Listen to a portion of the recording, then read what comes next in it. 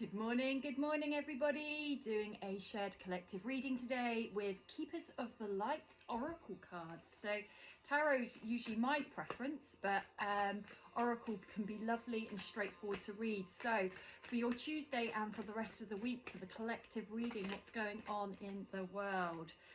So higher learning, Melchizedek. So higher learning, well, we're all going through higher learning because with the experiences that we all live in everyday living, with the economy, with what's going on politically, with what's going on globally, our higher learning is we're pushed out of our comfort zone and we're pushed to address things in ourselves and what's going on around us and what part we want to play, what we're having to live in different ways.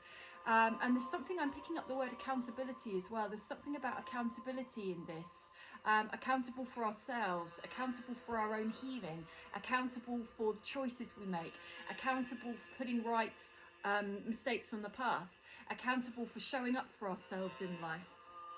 Hope. Hope. Now that's a word I've had a lot recently, so I'm going to take that one for me. But you can share with me in hope. Hope is unconditional. Hope is something that we can hold on to that defies how everything looks, that goes beyond what might seem realistic, practical, lightly. Hope is something deeper than that. That is an inner job, holding on to the best outcome, knowing it can come even if you don't have the answers.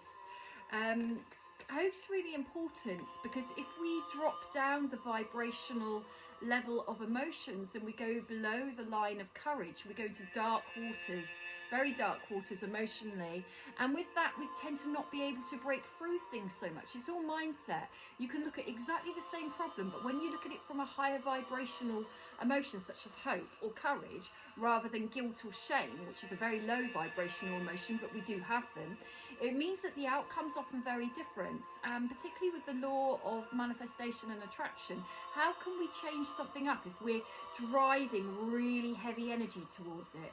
Doesn't mean you can just switch over to hope just like that, but you work up through your emotions by working through the trauma and problems that you're carrying rather than just sitting with them. Do something with them. Life force. We all have life force, but we get very depleted. It's like the energy of our veins.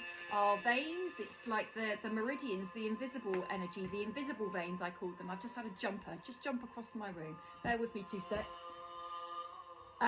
The life force energetically can get just as stuck as the physical life force, and the two are linked.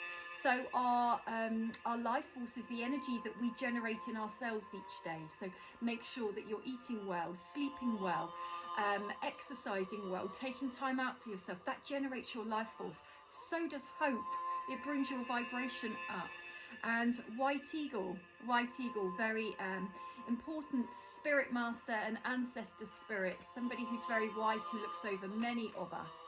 White eagle, reach to the divine, look for signs and symbols, speak to your Passover loved ones, speak to your animal guides, and if you don't know if you've got one, what animal are you driven towards? What spirit guide would you likely be driven towards? Because that is how you ascend. Ascension is moving up beyond where you're at, moving up beyond what you think, broadening the mind, broadening the heart, broadening the soul.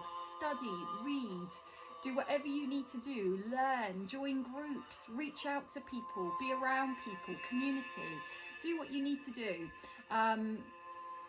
The ultimate lesson here is that this is your life and it's your choices what you make, and we're only here for a very short time on this planet, each of us. Our lives are very short relatively.